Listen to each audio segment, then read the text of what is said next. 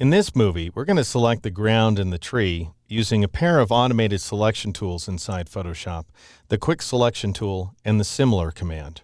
And I'm going to switch to the Quick Selection tool, which is located directly under the lasso. Notice it has a keyboard shortcut of W, and that's because the Quick Selection tool shares a flyout menu with the magic wand.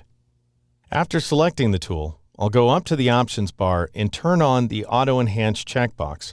That's very important to the performance of this tool. When Auto Enhance is turned off, you get very choppy, ragged edges. When it's turned on, you get smooth edges. Now, theoretically, that might cause a performance hit where Photoshop is concerned, but I've never experienced one, and you do get much better results. Now notice that I have this little Ghostbusters cursor, and that's telling me that I can't currently use the tool. And that's because I have two layers selected in the Layers panel. You can only edit one layer at a time in Photoshop. And the layer I want to edit is the background.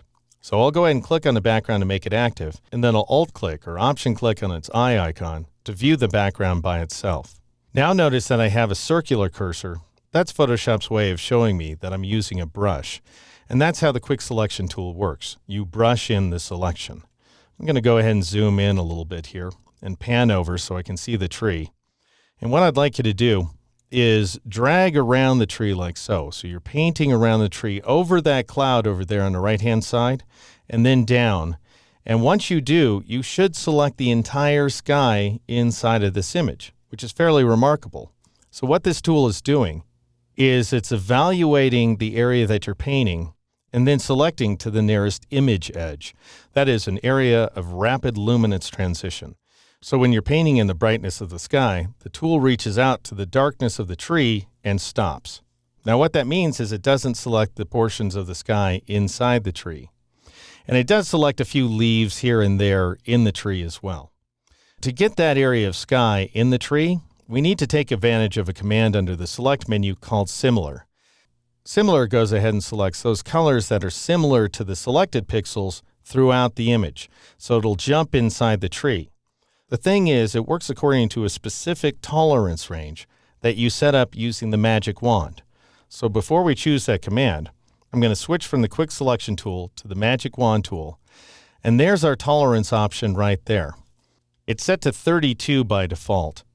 What that means is 32 luminance levels.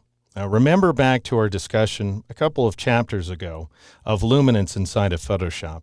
0 is black and 255 is white. So if you had a white pixel selected and you set the tolerance to 255, you would select all the other luminance levels as well, including black. But if we had a white pixel selected and the tolerance was set to 32, then Photoshop would only scoot 32 luminance levels away from white and just select the brightest colors inside the image. We want to select every bit of sky we can, so I'm going to open up that tolerance value by increasing it to 100 and then pressing the Enter key or the Return key on the Mac to accept that value. Now let's go up to the Select menu and choose the Similar command.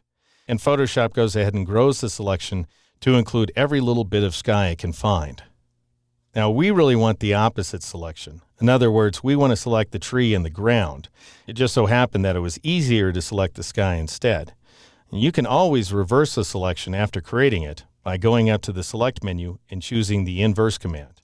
And now the tree and the ground is selected and the sky is deselected. And that's how you select a complex region using a combination of the Quick Selection tool and the Similar command here in Photoshop. In the next movie, we'll make this selection outline its very best using a command called Refine Edge.